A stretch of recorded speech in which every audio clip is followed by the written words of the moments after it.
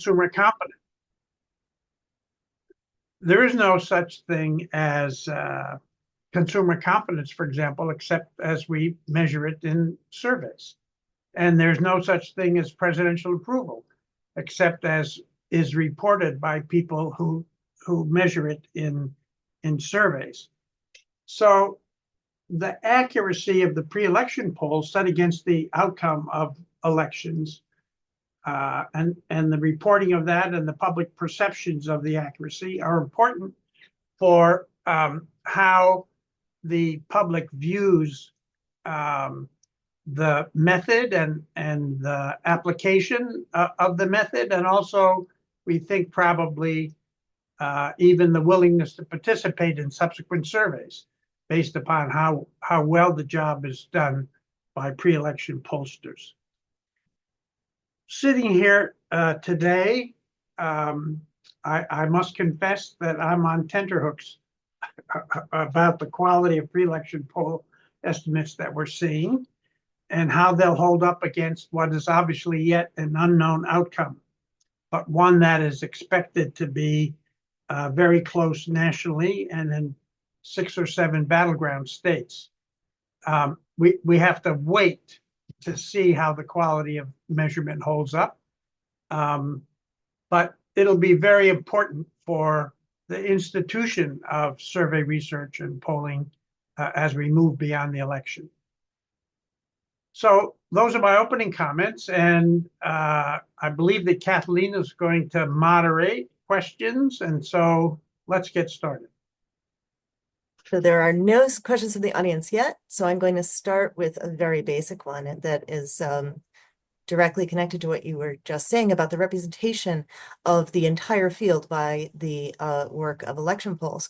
The election polls are very different from the rest of the field in one particular way. There is no electorate until those ballots are cast. So you are trying to determine who will vote when giving your results from the polling. Could you talk about the methods that people are using to determine likely voters in this election and the challenges they're facing in determining who should be included?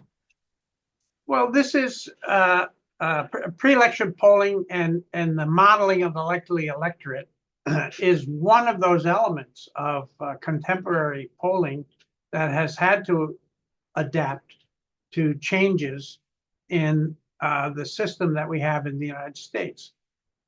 And what I mean by that is, first of all, the turnout levels in the United States are not 100% of all of those who are eligible citizens 18 years of age and over and who are registered, for example. So pre-election pollsters at different stages of the process, that is more or less close to election day, have to model the likely electorate. And when we essentially had one election day on the first Tuesday after the first Monday in November, there was some variation in how that was done, but there's been a change in the availability of ballots recently, a movement that was treated differently by the two parties for some time. That is, the Democrats were interested in making voting more convenient, increasing access to ballots, while the Republicans tended to be more concerned about fraud and the integrity of the electoral system, although there's been no empirical demonstration of fraud in the American system. But there was a move towards increased access to absentee ballots, and then the development of early voting sites where you could actually go in person to a machine and cast a ballot. So the total electorate doesn't exist until all the ballots are cast, but that is a process now that can take weeks. And so while the pre-election polls are going on, some people are being asked whether they voted yet or not, and if they say yes, for whom. Some people are being asked if they intend to vote and what method will they use. And we often have now multi-mode surveys, some telephone interviews, some online surveys. So to construct an estimate nowadays of the likely electorate involves often more than one data collection. It could involve more than one mode of data collection, and then a model or a system of how to combine these various data pieces, taking the candidate preference distribution into account in order to produce an estimate. And this is also a problem that the people who do exit polls also face. In the so-called old days, there was a sampled run of precincts, and interviewers were posted outside of sampled precincts. They collected face-to-face interviews, paper and pencil. But now, because of the change in voting procedures, they have to do telephone surveys as well, and they're using some computerized data collection. And so on election night, they also have a data combination procedure that they're required to go through in order to account for who has voted and why they have voted that way.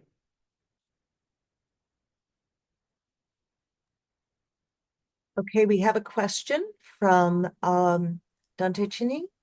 He says, I've covered a lot of elections and seen a lot of polling. Two things are striking to me this year. The polls almost uniformly show a close race, but the tabular data for these polls that produce similar top lines are showing very different theories of what's going on with various age, racial, and ethnic groups. Are you seeing this as well? I know I have, and I wonder why it looks like this in 2024. Well, I think this is one of the things that is both a little confusing and a source of anxiety in terms of the current pre-election polls. The differences are due to, I think, changes in the weighting procedures for the polls.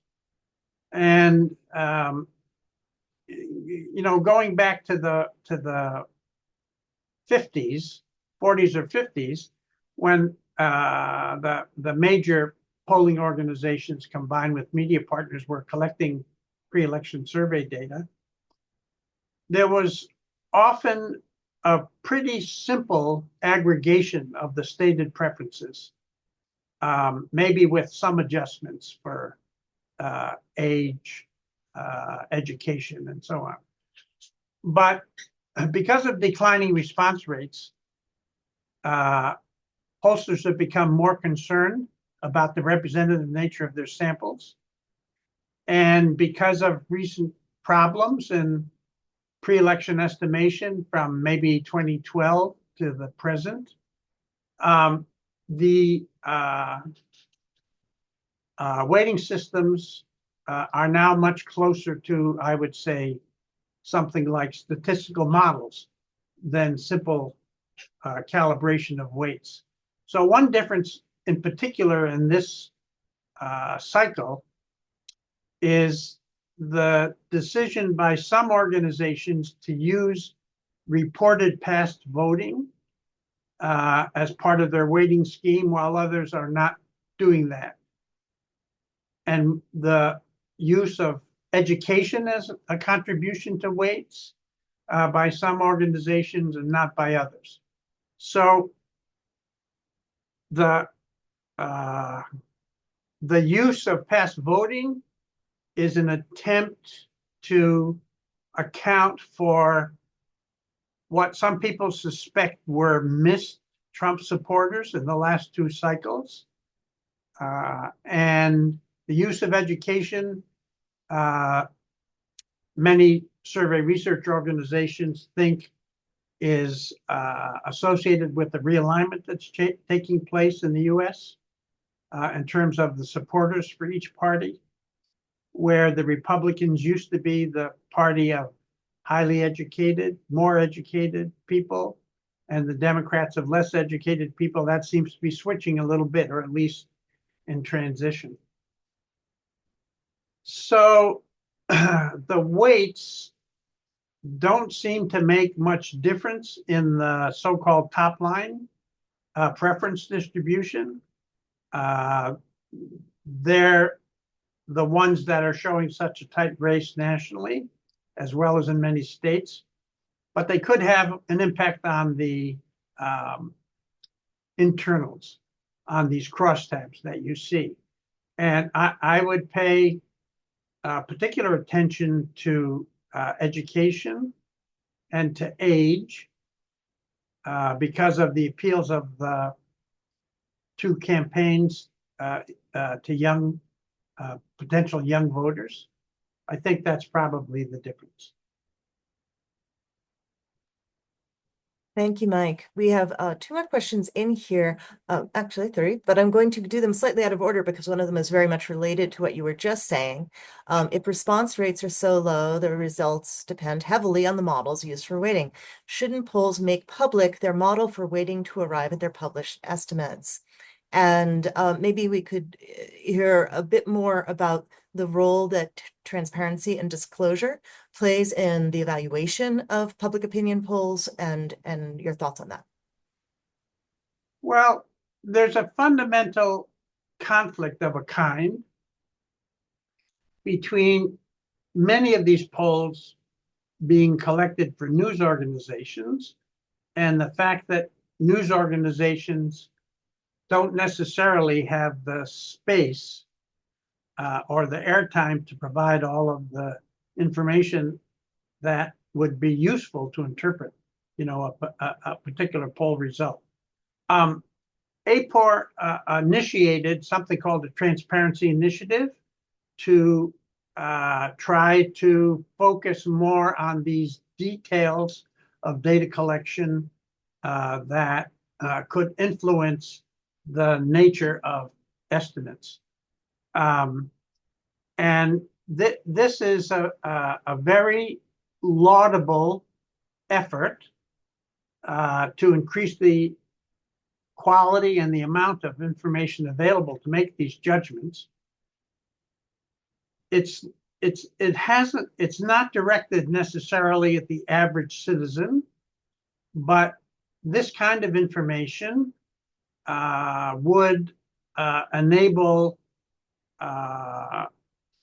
knowledgeable or experienced individuals to make these kind of judgments, and then presumably they could get into the public discourse about good data or bad data or better data or worse data.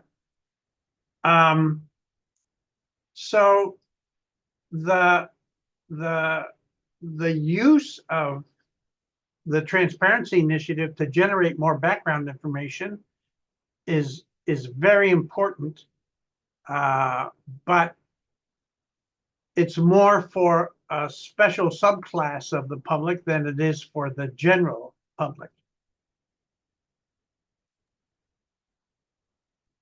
Thank you.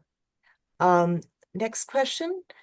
I find the early vote data we have seen so far for the 2024 election is particularly interesting, primarily due to the high propensity of Republicans that are now voting early compared to 2020.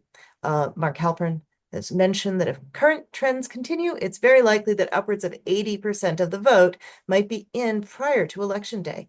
How does this alter the exit polling conducted for this election? And could we potentially have a sense of the election winner prior to Election Day?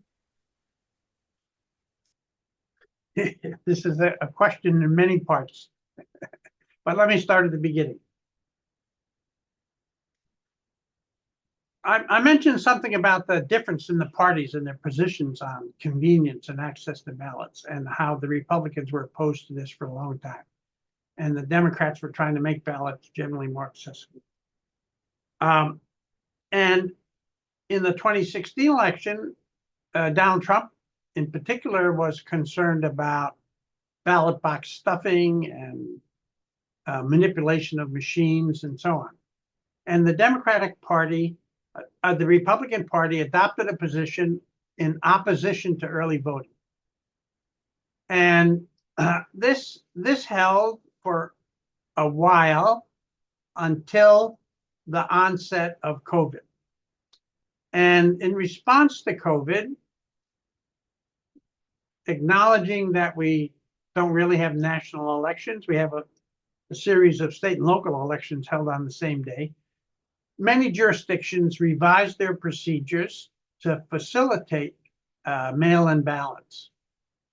The Republicans argued against this, but I think that during COVID, many Republicans, not party leaders, but individual Republican voters, came to understand the convenience of being able to vote at home and so on. So since then, even though the party still opposes absentee balloting and mail-in voting, and Donald Trump kind of vacillates in his current position about this, I think that Republican registration has gone up and Republican requests for absentee ballots has increased. So the current estimates are, and I'll describe a qualification in a moment, but the current estimates seem to be that there are about as many Republican ballots returned as Democratic ballots, where in 2020, for example, there were many more Democratic ballots returned than Republican ballots. Now, when I use the term Republican ballots and Democratic ballots, obviously when people mark a ballot and send it in, their vote is secret. And nobody knows really who these people have voted for. But in some states, people have to register by party.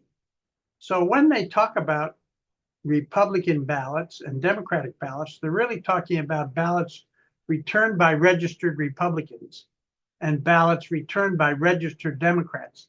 But we don't know how they're marked, for example, for president. There could be Republicans who are voting for a lot of Republican offices, but not for Donald Trump. And for example, in my home state in Michigan, there could be a lot of Democratic ballots that are returned, especially, for example, among Arab Americans who have abstained from voting for president, even though they may vote for many other Democrats down ballot. So these data are indicative of the relative use of the method, but not necessarily of the votes cast. I doubt that the proportion of early votes will be as high as 80%, but it'll be 60 or 65%. It'll be very high. I remind people that an election is like a kind of detailed audit process where every ballot has to be accounted for, every machine has to be checked, and so on. So the data that we see on election night are the preliminary counts, but they are not the certified counts from the necessary local election officials. And that's what takes a little while. And that's the period in which one party or the other might challenge the certification process by which the tabulations become official. So we have to pay attention to that as well. Thank you.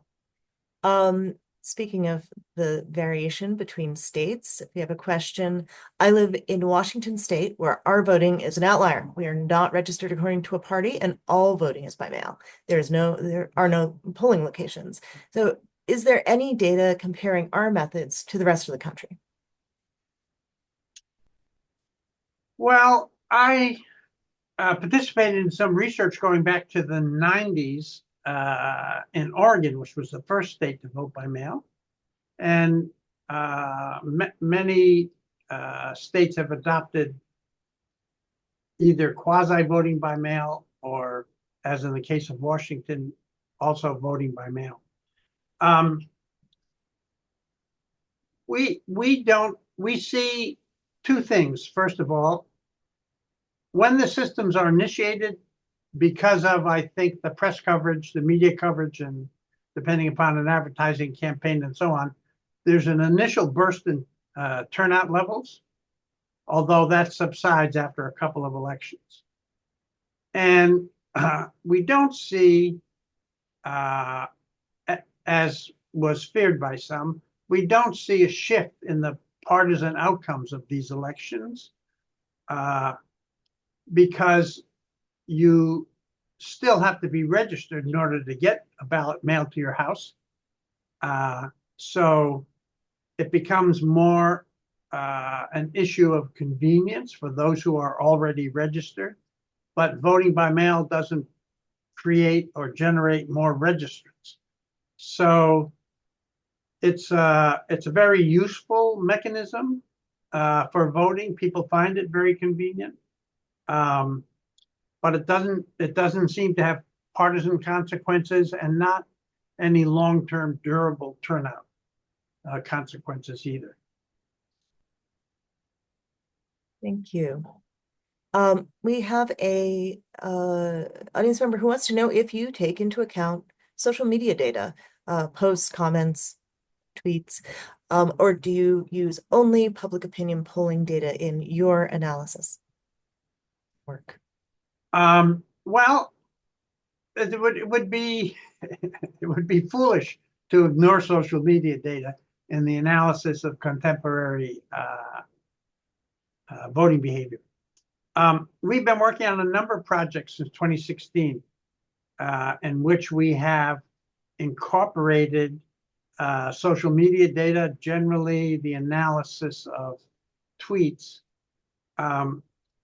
although in the current management of X, researchers' access to tweets has been essentially eliminated. And we have also been developing natural language models to analyze open-ended responses to questions on the order of, have you heard, read, or seen anything about Kamala Harris in the last couple of days? If the respondent says yes, what was that? And we collect the verbatim response, and the same for Donald Trump. And we analyze those data for sentiment and for topics and for the use of specific words. We have been working in this cycle with CNN and colleagues at Georgetown on something called the Breakthrough Project, which you could find on the CNN website. One survey a week over the weekend in which we do this kind of analysis. This is the analysis of social media data in the context of elections is a very large topic, and some of it is about preference, candidate preference. A lot of it is about information and misinformation and about, conspiracy theories, but it's a critical part of any analysis of political behavior in contemporary society. Full webinar in itself. The next question. Surprised it took this long to get to it. What is your opinion of the current approaches to polls used to aggregate a number of different polls taken by a number of different organizations? Do you see media outlets doing a good job of reporting that aggregation, and do you have a preferred method for aggregating? Well, aggregation in principle is preferable to relying on a single poll, because there are a variety of sources of error, some of which would be random sampling error, but some of which could be biases introduced in the process of data collection. By and large, though, the aggregation takes place essentially only on one question, which we call the trial heat question. If the election were held today and Kamala Harris were the Democratic candidate, So there's consistency in the question wording. The problem arises when we talk about who is doing the aggregating and which components are they using. There are some people, just to name a couple, the New York Times 538 and Nate Silver, who assess the historical accuracy record of pollsters and then only include the results of accurate or relatively accurate pollsters in their aggregation. And that probably leads to better estimates in relation to the actual outcome than just throwing everybody in. The problem in interpreting this for the general public is that there is a difference, an important but subtle difference between averages like you would get from Real Clear Politics, which is just a simple combination of poll results, and something like the models that are used at the New York Times and by Nate Silver, which are relatively complex and include components of campaign basics, like the amount of money that they have. And another complication is whether the model is, or potential complication is whether the model is estimating the national popular vote outcome or the electoral vote outcome in the Electoral College. And in the latter case, there are even more assumptions that are involved. One comment I could have made a couple of questions ago is that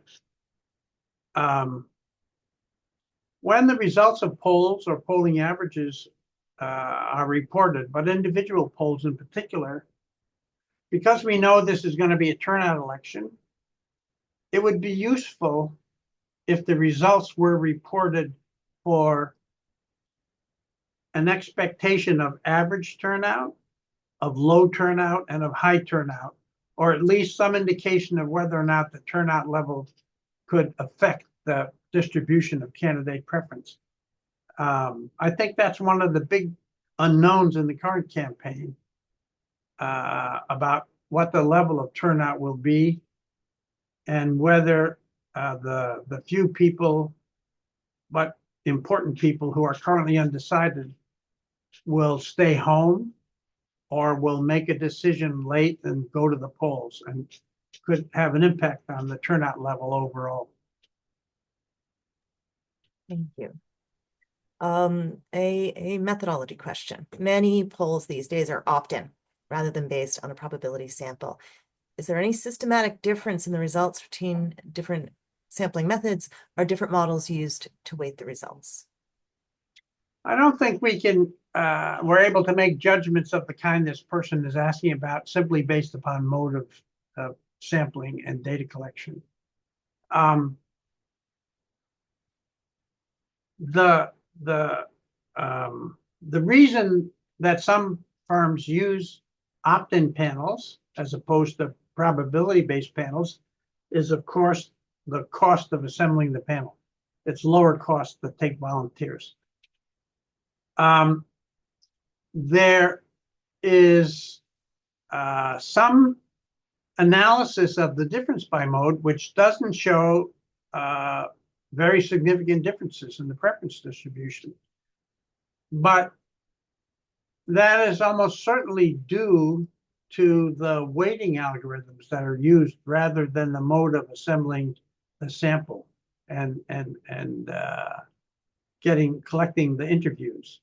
And that's the kind of information that would be important to have through the Transparency Initiative, but which we don't ordinarily see. Indeed. Okay, next question. University of Michigan / Warren Miller celebrated party ID as the key to just about everything electorally for 40+ years. Gallup recently showed a shift with the GOP. Why not? Why is this not a discussion point today? Why are we not hearing more about this?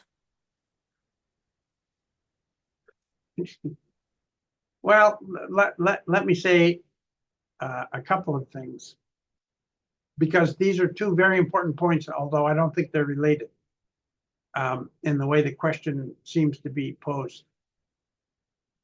Party identification was identified in the surveys conducted by social psychologists in the 1950s as an important indicator of eventual candidate preference. And the concept of party identification and its measurement was developed at the University of Michigan. And it's always been one of the most important factors correlated with vote choice. Its importance, that is in correlational terms, seemed to have waned a little bit in the 90s into the 2000s. But now it's back to, or even greater than, its original influence in correlational terms. If you know a person is identified as a Republican, it's virtually certain they're going to vote for Donald Trump if they cast a ballot. And if you know a person is a Democrat, it's virtually certain that they're going to vote for Kamala Harris. And that's why mobilization, get out the vote drives, are so important in the current campaign. But the distribution of party identification has been changing recently too. We don't know yet. We're not confident that this is part of a realignment. But the proportion of people who identify as Republican is now closer to the proportion who identify as Democrat. There are still more Democrats in the United States than there are Republicans, but the difference between the two is relatively small now. There are some data, if you look at the Gallup data, without being too technical, we measure party identification in two questions. The first one asks whether you're Democrat, Republican, or Independent. That's the three-part question. And then if you're a Democrat, for example, we say, are you a strong or not very strong? And if you're an independent, we ask, do you lean more to the Democratic Party or to the Republican Party? And so when you use the second question, you get a 7-point scale. And first of all, it turns out that this about 1/3 of the electorate that says they're independents really consists of a lot of leaners to one party or the other, and they tend to vote that way. So that increases slightly the distance between the Democrats and the Republicans. But even in the 7-point scale, the difference between Democratic and Republican identifiers has been shrinking. There's a lot of what's going on since 2016 that we don't actually know is persistent or it's associated with Donald Trump. And we won't know until 28 or 32, beyond the Donald Trump era with the Republican Party, whether this is durable change or it's a kind of a transient shift that's associated with, his personal following. But these kinds of phenomena are, what make the study of politics and elections interesting. Indeed. Are there unique and growing challenges in surveying 18 to 29-year-olds or younger voters as a group? The poll results around this age group seem especially uneven from poll to poll, and are there solutions for getting a more reliable read of these voters? Well, it's difficult to interview these people because they are they're hard to locate. They're busy and they're somewhat unattached politically. Young people, because they have little political experience, are kind of like the holy grail of the political parties and the candidates. But generally, attempts to motivate them, have been unsuccessful, or to turn them out in large numbers, have been unsuccessful. The reason for that is we think that they are less likely to have a home base. They're less likely to be a renter, certainly a homeowner, but not being taxpayers. So they're not as well invested in the political system, even the local system. So there are some attempts to contact them in specific studies associated with their age group, their cohort. But they're not necessarily representative of the whole group. So, for example, there are studies of college students, but not everybody in this age group has gone to college, is attending college currently. So there are questions of representation. There is, in the popular press with regard to this campaign, a suggestion that both parties are trying through social media in particular to get to this cohort, especially to males in this cohort. But we won't know until we see exit poll data whether they were successful or not. We'll be poring over that exit poll data, certainly. Regarding modeling of the electorate and presidential surge voters, we know that high propensity voters will turn out. Has there been any studies that identify the percentage of presidential surge voters casting ballots over past presidential general election cycles? If so, does this percentage figure into the modeling of the electorate? Well, let me say, with regard to the last point, I don't know of the inner details of the most common models and to what extent they take advantage of this. There are some panel studies. The American National Election Study is one, but there are panel studies elsewhere that look at people over time. Same people, look at the same people over time. But in the typical sample sizes, the proportion of surge voters would be very small.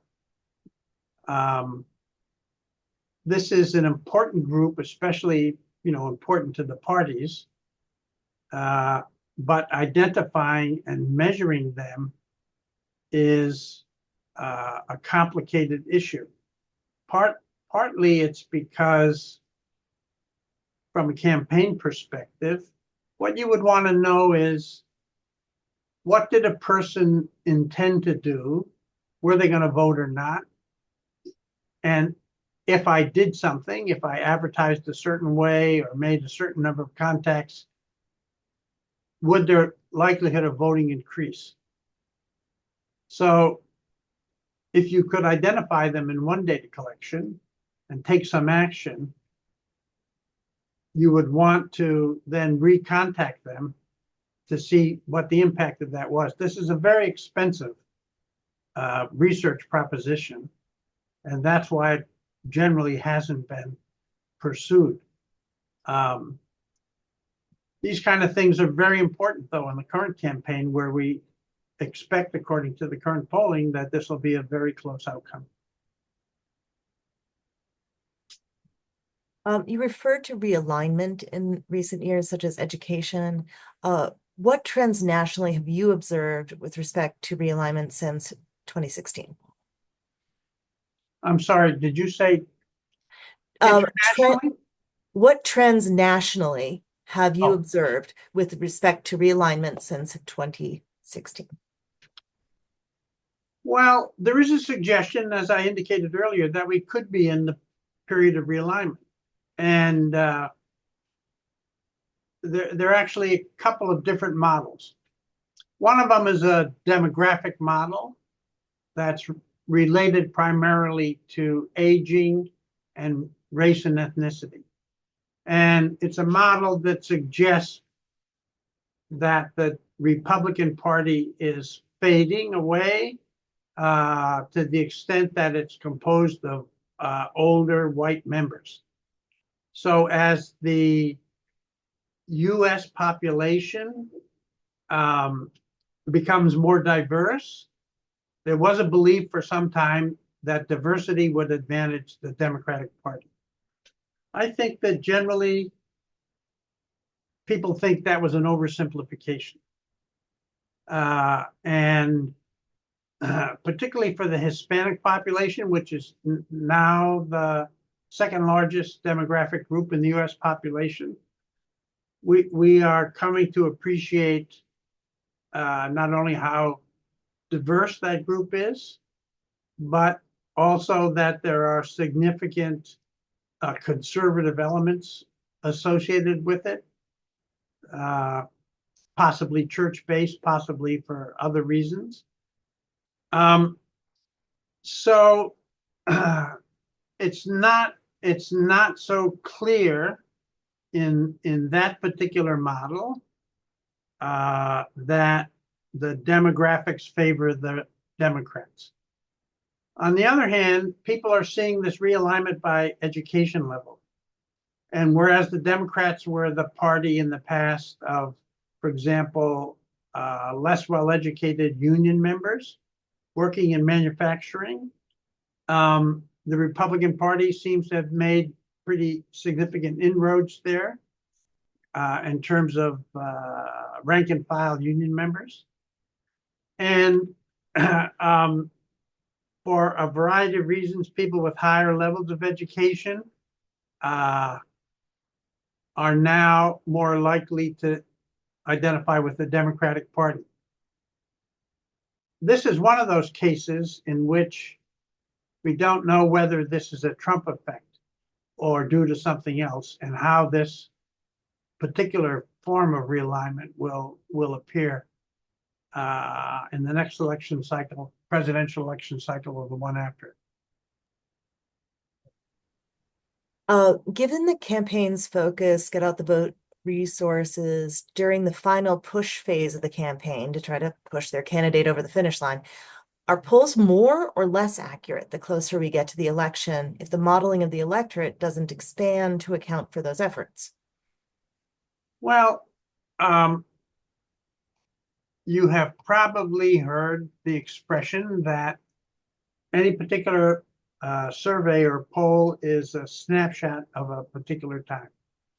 And in the context of elections, we think that polls which are conducted closer to election day are going to be more accurate than those conducted farther away.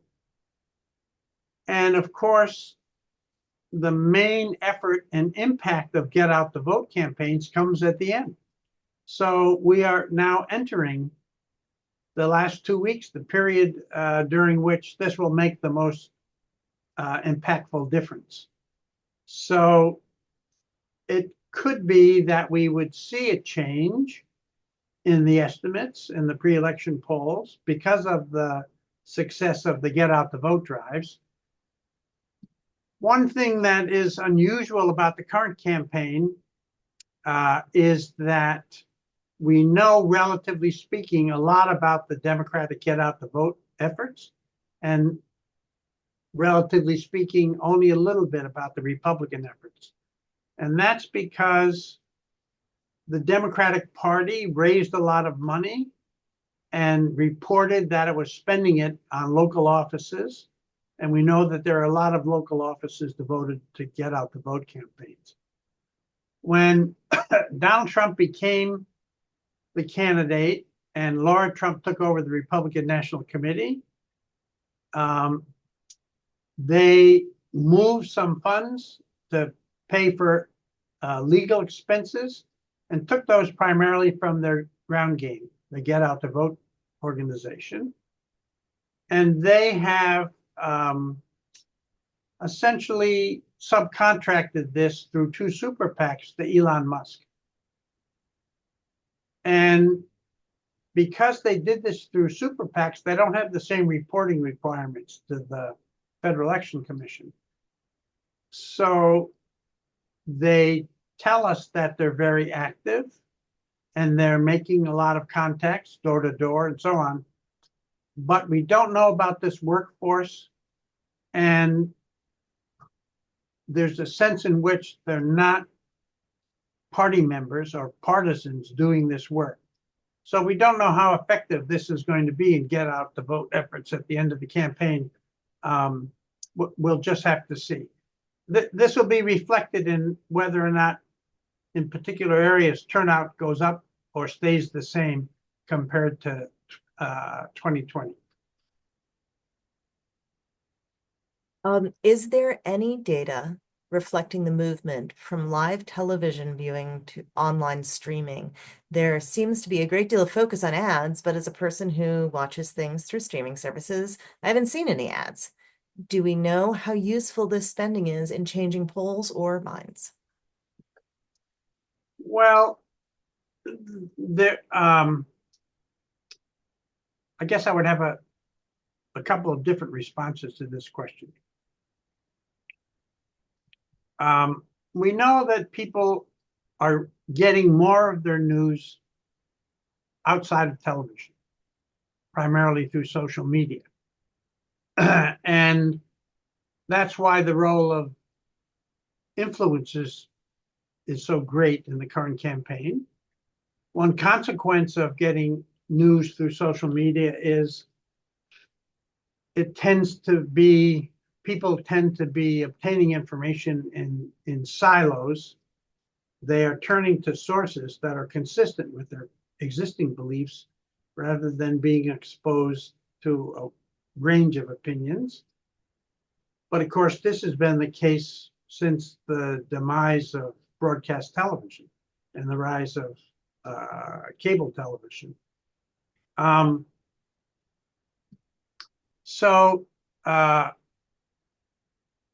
Streaming, some streaming services have advertising, but not as much as broadcast television. But I suspect that people are being exposed to partisan messages through social media as opposed to streaming services in ways that the parties and the candidates and their campaign committees feel that they're pretty well targeted. Here's a very practical question for the researchers who are in attendance. If you had to do national polling with only online respondents, on what factors would you weight in order to get at least somewhat close to a representative sample? Yes, I know it's a non-probability sample, but it's often all I can afford. Well, this is a problem for a lot of academic, I don't know who this person is, obviously, but this is a problem that many academic researchers face where they have limited budgets for data collection. And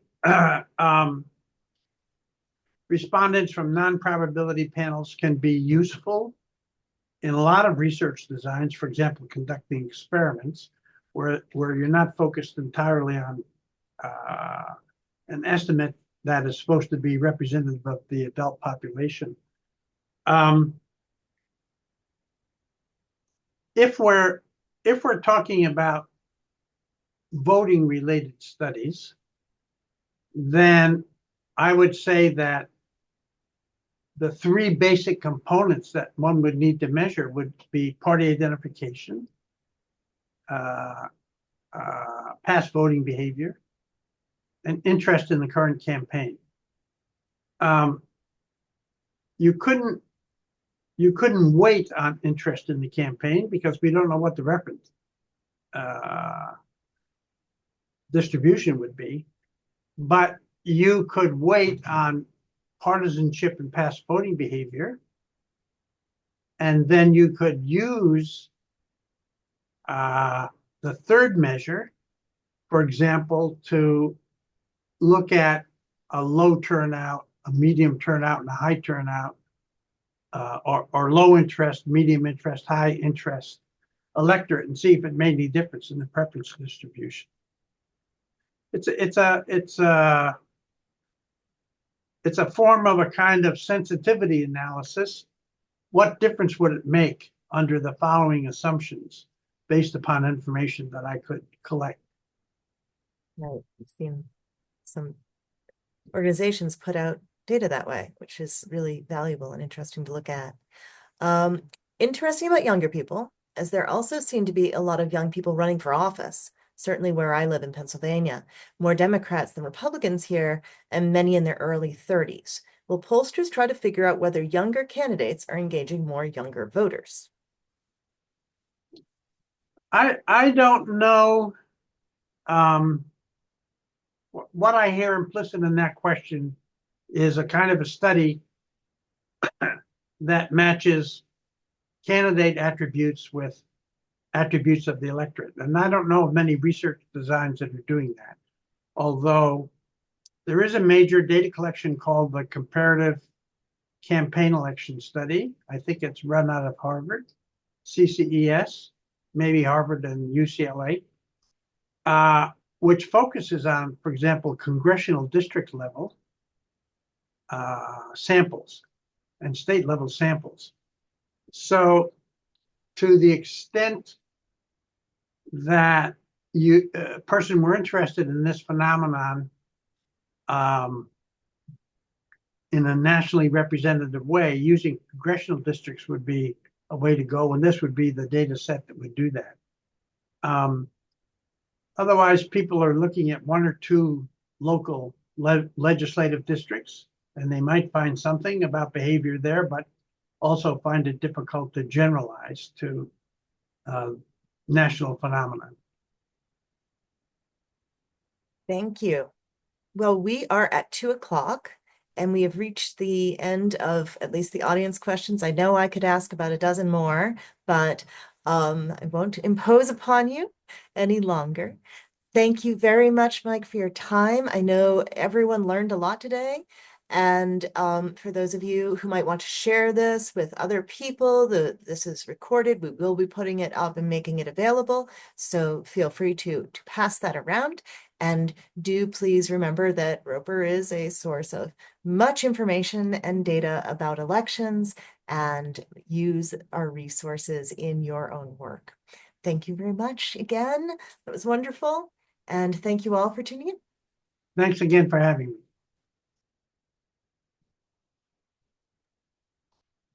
Thank you, everyone, for attending. We'll be ending this broadcast now. One last quick plug for the Roper Center events coming up. Just quickly want to say that we've got the first look at the 2024 election results and pre-election polls. That'll be hosted by the Roper Center at KFF's Barbara Jordan Conference Center, and that's on November 14th, Thursday, 3 weeks from today. And I misspoke on that earlier. I had the 16th earlier. So 14th, as well as followed quickly by the Mitofsky Award presentation and ceremony for Dr. Traugott. That'll be November 14th, 2024 at Sequoia in Washington, D.C. So thank you all for attending, and we appreciate, and thank you very much, Mike.